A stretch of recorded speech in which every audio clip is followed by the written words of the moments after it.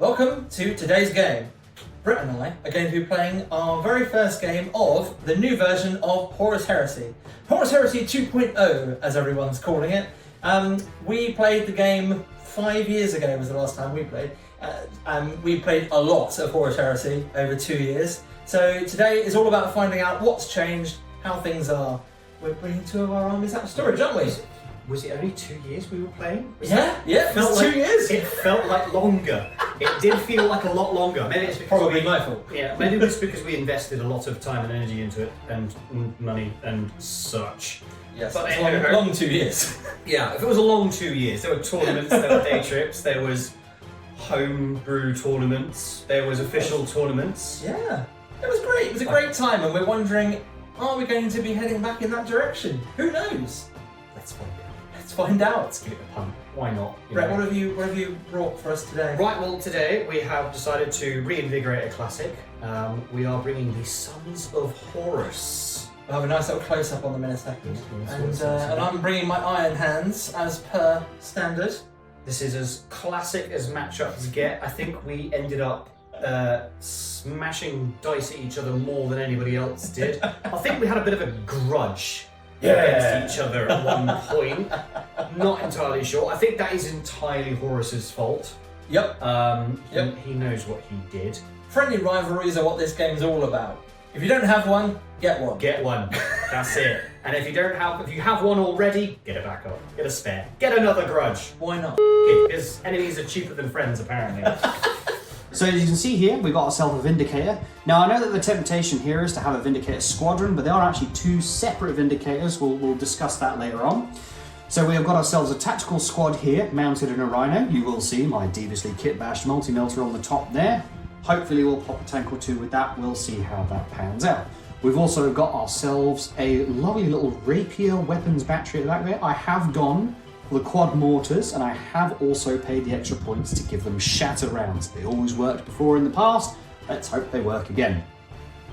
We have got ourselves a unit of 5 just staring here in the middle there. They have got their Bane Strike bolters. They come with those standard. That's absolutely fine. I'm looking forward to seeing how those pan out. But I've also hoiked up the 10 points per model to give them power fists, largely because they already had the model there, so that's fine. Dreadclaw drop pod. And it is toting itself a lovely big old collection of the Legion support squads. I have given them all plasma guns. Again, this is an old tactic from back way when. It worked before. I'm hoping it's going to work again. Another tactical squad, mounted in a Rhino, similarly equipped as the first one. There are going to be so many angry people I realise that I've skipped Horus and Abaddon, but we're going to come back to them. We've also got ourselves a Sky Hunter Squadron. This threw me because I'm absolutely sure their name changed. Anywho, given them all multi-melters because multi-melters. We have the second Vindicator, as aforementioned earlier on. And now we're going to work our way back to none other than Abaddon the Despoiler. Now, I was quite impressed with his profile this edition. He was a little bit lackluster last time because he just had a power sword. Now he's got a Paragon Blade. Don't care, he's 70 more points. I'm taking that because of the sword. And then, of course, last but by no means least, an actual painted Horus. This will be the first time I have used him painted in a game. So over here is what might be considered my classic Iron Hands army. This is very much the army that I always ran previously in the Horus Heresy, all that time ago. It's led by none other than Ferrus Manus the Gorgon himself. Whether or not he's alive at this point, we'll just skip over that. Just stapled his head back on and hope for the best. He is leading a squad of the Gorgon Terminators in their special blinding Terminator armour, and an apothecary, riding around in this here Spartan, which is their dedicated transport.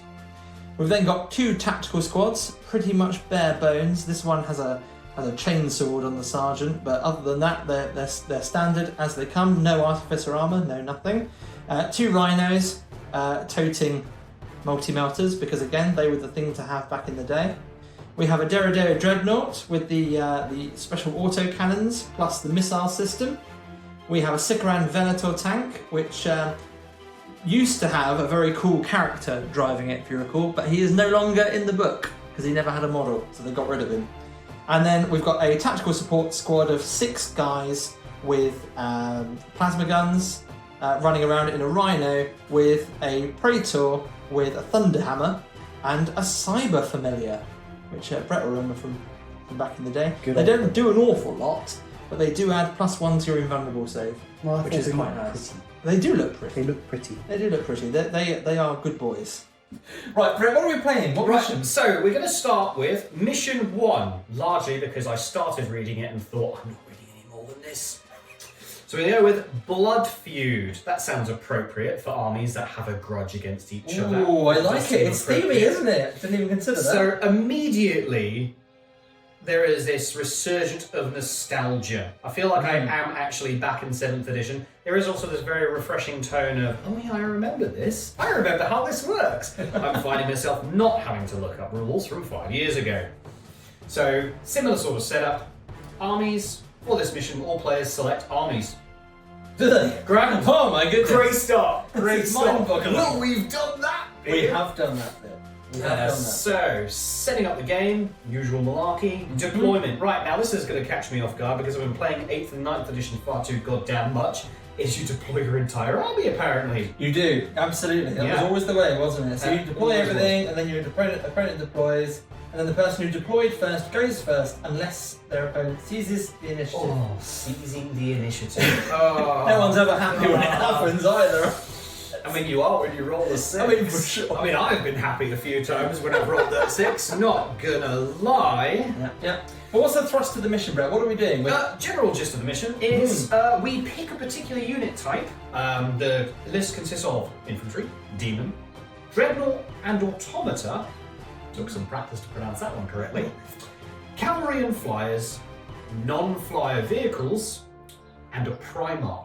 So you can choose any of those particular unit types, or choose the Blood Feud in question, and you will accrue a number of victory points based on the number of units of that category, or of that Blood Feud, at the end of the game. You accrue those. Okay. I will point out that killing an infantry unit is worth 1 victory point. Killing a Primarch is worth 6. I feel like they want you to just smash each other's Primarchs in. Smash each other's Yeah. repeatedly until a Primarch dies. Good. Yep, that sounds fine. Fun. We can do that, right? Here we have our battlefield for the day, a rather fantastically painted Forge World Horus Heresy table, which is in Brett's ownership at the moment, but painted by our very good friend Ed. So this is probably about as official as Battlefield to get for the Horus Heresy. I think the intention was that this is now the designated Horus Heresy board for a little while, wasn't it? Or at least that was Forge World's intent until they ran out. It seemed to be. So, I mean, correct me if I'm wrong here, Brett, but we're saying that anything that's clearly untraversable is impassable terrain. Things that are too tall to climb over for tanks and things like that. With the various ruins, are we saying that if you're in the footprint of the building, you're in the ruins? Yeah, let's say that Makes it easy, because right? it makes it much easier to identify the bases Yeah. and say, right, this is definitely deliberately part of the existing building. Yeah. We'll fall back on the old school rule of if it fits, it sits. So obviously that defers back to impassable terrain being both literally and figuratively impassable for the sake of the rules. Yep, perfect. Okay, let's go with that. So we've had our roll off. I rolled a 5, Brett rolled a 4. I opted to deploy first, so I have deployed along my board edge here. We've got the Sycoran Venator, we've got the 2 tactical squads in their rhinos with multi-melter on top, and we've got the Spartan in direct sunlight, which has Ferrus Manus and the Gorgon Terminators in it, not the Apothecary. He and the tactical support squad and their rhino are in an outflanking assault thing, which means that they will come in later all together on one successful roll, along with the squadron of predators with plasma cannons, which I completely forgot to mention when we looked at the army lists. Oops. Brett, you have deployed stuff, haven't you? I have Oh. deployed stuff. Sky Hunters. Cheeky Sky Hunters, I felt like behind terrain seemed like a good idea. We have good got, idea. similarly, we have squads in rhinos. I've decided to flank this Vindicator. I kind of thought it looked a bit pretty. We've got another Vindicator over here, haphazardly thrown over here. Yep. It doesn't look so pretty, but mortars, because, you know, if anything... Because mortars. If Sabaton's taught me anything, you put mortars in the wrecked buildings, not outside the wrecked buildings. Marvellous. And Okay. also have a substantial amount of stuff deep striking Yes. later. This is your Deep strike assault. Yes, or as I like to call it, the tip of the spear, the mailed fist, Wow. other obscure analogies. Mine is the iron hand. Something. These guys are in transports. This is my outflank assault lot. Okay. Should we try turn 1? Yeah, let's give it a punt. Okay, the Iron Hands have had turn 1 after the Sons of Horus did not seize the initiative on us. So what happened here is the Spartan has moved up the board, who then fired his laser, whatever it is, array at the Vindicator that was previously over there, exploding it. He then fired his twin-linked heavy bolters at the Quad Mortar Squad, who took some injuries, but then fired back as a reaction and took 3 hull points. Very satisfied with that. Yes. That cut its hull points in half. Yep. From a reaction. I mean, that's showing us the power of reactions right Yeah. there. The Deradea Dreadnought, parked in the corner, which I may have forgotten to mention during the deployment phase on the video, fired his autocannons at the Rhino over there, which, as you can see, has rather... Kick the bucket. Carked it. It is no longer functioning. Its troops have disembarked quite safely, so that's all good. The missile system on it, which I assume can fire at a different target to the one that the rest of the model fired at. Do you know, I'm not entirely sure. We'll put a pin in that, we'll check that later. We'll find out later, but if it did, then, Tune in next week. It did some damage to the Quad Mortar Squad and removed a... Took away one of the actual rapier platforms. Yeah, it did a thing. Hopefully. We'll find out.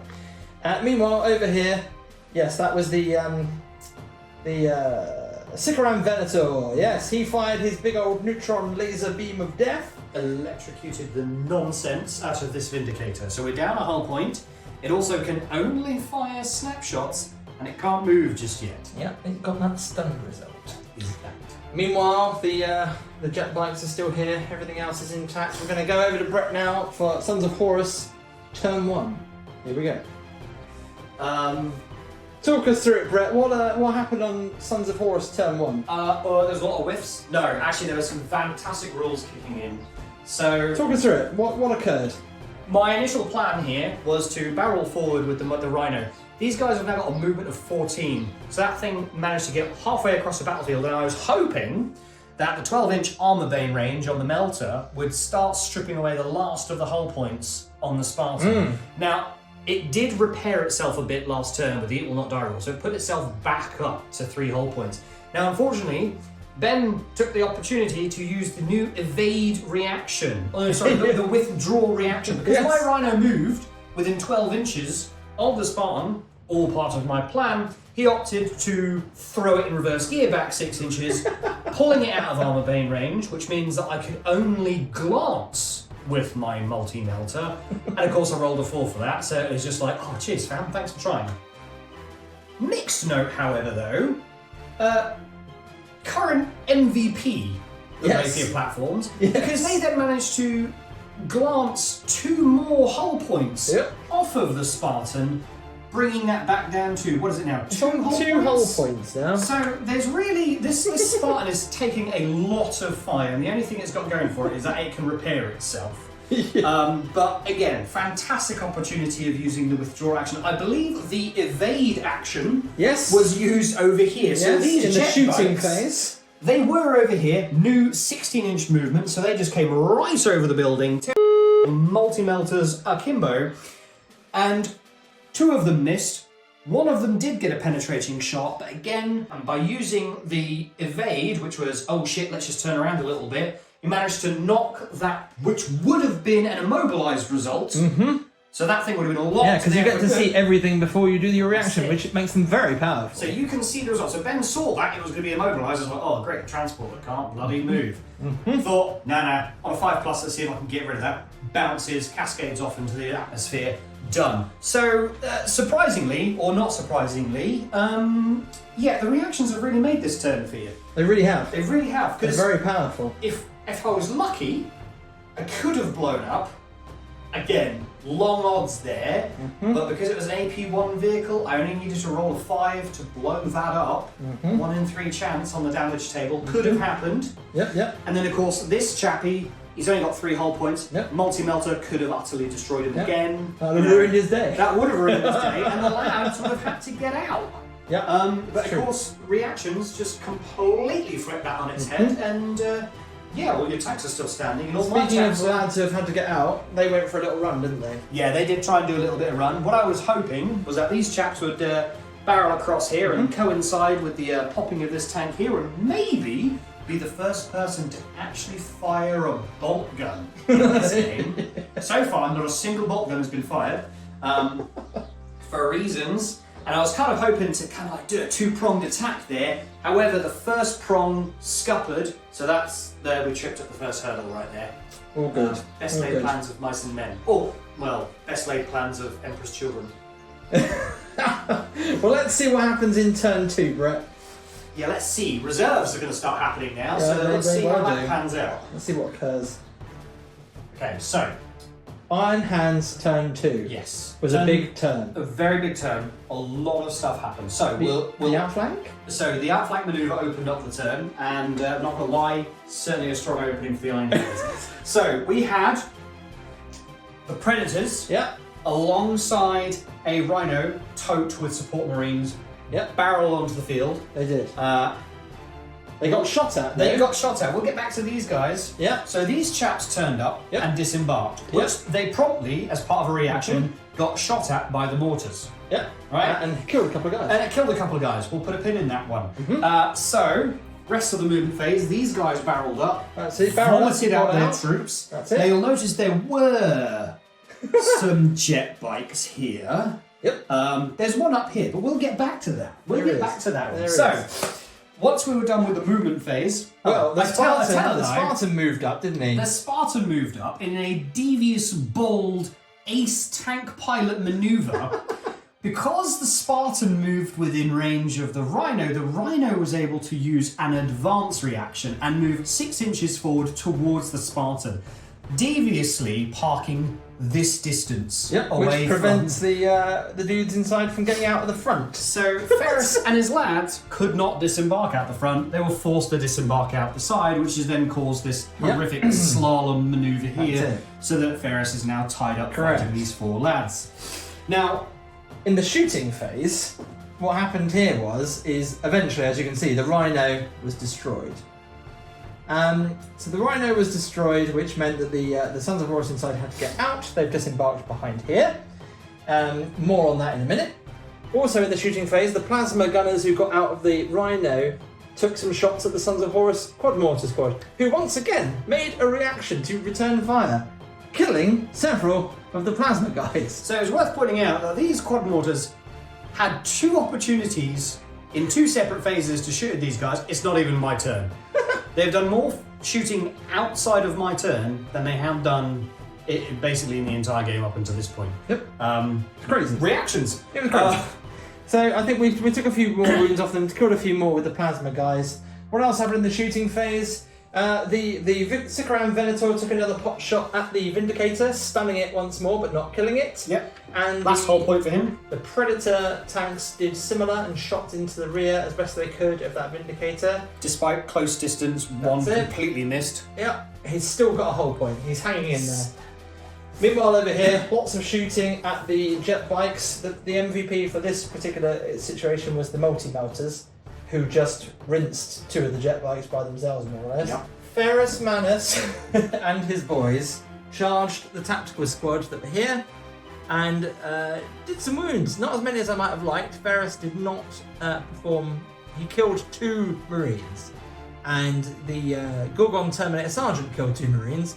And then the other Terminators, I think maybe killed some. I forget. It all moved in now. They were providing valuable moral support to the guys with the hammers. That was it? Yeah, that's it. And over here, the Praetor who was in the Rhino. Oh, you see, they bloody charged as well. Yeah, they did. Oh. So that was the 3rd opportunity for the mortars to fire. It was, but they shouldn't have charged because they're getting out of a Rhino. Oh, well, so my mortar should theoretically still be like, oh, well. Right, so not so much has happened this turn. Sons of Horus turn 2? Sons of Horus turn 2. So, to disappoint all of my loyal fans out there, unfortunately, Horus has elected to maintain a pre-existing launch date he's decided to have. He's somewhere on the vengeful spirit, and having lunch. he decided, fuck this battlefield in particular, so he has decided not to arrive today. So turn 2, I am without a Horus. I am also, because of the drop pod deep striking assault rules, I am also sans Justerian Terminators and Abaddon. Also sans Dreadclaw drop pod complete with a full 10-man squad of plasma-laden support tactical marines. So what did happen? What happened over here, Brett? Where's the jet bike gone? So the jet bike decided in his last-ditch heroic manoeuvre, after bravely regrouping from his manoeuvre. He didn't fancy being around. Yeah, he didn't fancy any of that, but he did try to, in one final swoop, barrel backwards and try and snap fire at this rhino. Expectedly, he missed his snap firing, but then, of course, a reaction took place, and in spite of the snap-firing multi-melter, the Rhino decided to respond in turn with a not snap-firing multi-melter and evaporated him in a foul. So there is now just a vague green cloud where a Sons of Horus jet bike used to be. Much sad. So, at that point, it was really worth going the offensive. The tactical squad, who was kind of lurking around the corners here, decided to about face and try and finish off the support squad and try and undo what they had done. Also, sharp-eyed viewers will notice that the quad mortar is back. We discussed the point, and after realising that not only could the support squad not charge because they got out of the Rhino, they also fired rapid-fire weapons. So there was no feasible excuse for allowing that combat to happen, so we just kind of rewound it a bit. So they're still there. They're still there. They did get a cheeky chance to shoot during They my did, shooting didn't phase. they? Overwatch. Unfortunately enough, this Rhino now is immobilised, has no gun, got that blown off, That was it. and is stood defiant with one hull point. This is a very lovely living box. It's a bit knackered. This is a knackered living box we have over here. It can literally do nothing but covet that last hull point. Those tactical marines squads, they got involved. Yeah, they definitely got involved. You'll notice how there is 3 left, apart from the But we decided, I say we decided, this Praetor thought he was going to have none of this tactical squad charging him, so he decided to issue a challenge. He did. Sons of Horus, we don't back down from a challenge. We grab our sword, pull up our panties, and crack on with it. Unfortunately, in this form, cracking on with it involved getting cracked on with it. Yeah. So I am now sans a sergeant. He ate Thunderhammer, didn't he? Well, from what I understood, it's got a tangy flavour. Tastes like iron. Oh wait, that's my blood. Oh god. Oh, it's rich in iron, and A few of them carked it because how strong Overwatch is now as a reaction. Yeah, they're not snap firing during Overwatch. I kid you not, charging these chaps with their plasma. As we discussed, they have no longer got AP2, so they're no longer as dangerous as they were. But when you get to fire Overwatch at full ballistic skill, hitting's not a problem. And plasma now works in a slightly different way. It's not got this breaching rule, which means that a similar way of sort of rending, it can still get that AP2 as long as you roll higher than a 4 when you roll to wound. It does differ from unit to unit, but normally it's breaching 4, which still means that your plasma is going to get that AP2 statistically half of the time. So that still means that they're no slouch. They're worth that point. 10 points per model, still worth it, I think. Yep. So for those of you who are quite keen and have done a quick head count or lack of head count, will have definitely noticed that I have approximately 5 models on the board. No, 1, 2, 3, 4, 5. That is a model, I promise. Yes. That is a model. Because over here, Ferris and the boys finished off what was left of the tactical squad in the assault phase and consolidated that away. Iron Hands turn 3 has been what you might call a very effective mop-up operation. Yes. Yes. We've considered the dregs mopped. Yes. They finally finish off the Vindicator, so he's gone. It did take the Sicarid to do it. It did. I'll take solace in that. Solace in that. Yeah. The Predators never got to do a thing. They just parked. Ferrus and the guys came down here to have a pop at the mortar. They mortar's finished gone. that off. The mortar's now gone. and the Praetor managed to finish off more or less by himself in the end. Yep. The last 3 Sons of Horus, who took. I mean, these guys did try. Yeah, they took another one with them. There's only one plasma gun left in that squad. That's it. After all that. Considering that I got to outflank you in a position where you weren't expecting me, I feel like you did very well there. There's only one guy left. Yep. Um, Done. Right. so that means we're in a position now where it's game turn 3, my turn, so I was the first player. So we've just checked the rules, and the rules do say that you have to have models on the table at the end of the game turn. So, what we need to find out now is whether or not Horus and the boys are going to make their deep strike assault. And we thought we'd video that moment, because if it doesn't work on a 3, the game is over. But if they do arrive, we must play on. Right, so on a 3+, Horus and the party wagon. It's 5. Okay, Horus and the party wagon ensues. That was Sons of Horus turn 3. That was. Now, As we know, they arrived. they arrived. Horus he left his lunch date and decided to turn up. So, a enormous swathe of Sons of Horus all decided to arrive here against the Broken Basilica.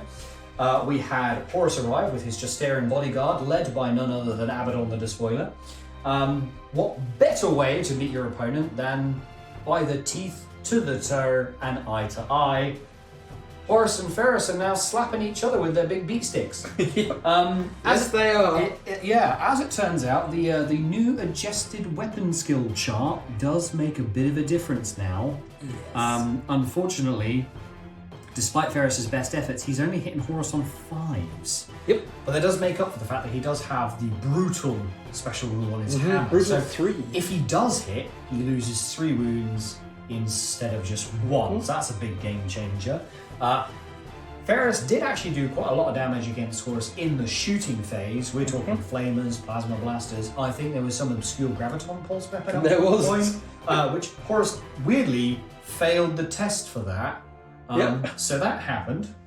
Fair on a 6. The tactical Auto support quad, they all belched out the actual Dreadcore drop pod. It I'm did. sorry, I have a cat right here, and it just keeps looking up at me as if I'm talking to it. Yeah, no, she's buggering off now, fine. So these guys belched out, and despite a incredibly confusing attempt at shooting at them, they failed to do anything to these guys right here. Oh, they did 1 wound to the Praetor. Oh, did they do a wound? Yeah. Oh, but did he feel no pain?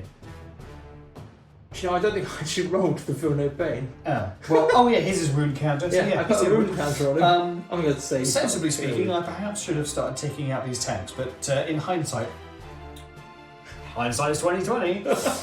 So right now, that is it's all happening here. It is all really. happening It's all there, happening despite here. there being units all over the board. Yeah, So it's now Iron Hands turn 4. that is Iron Hand's turn 4. Here we go. Okay. Iron Hands turn 4. So what's mostly happened is the units that were over here have made as best speed they can over to here.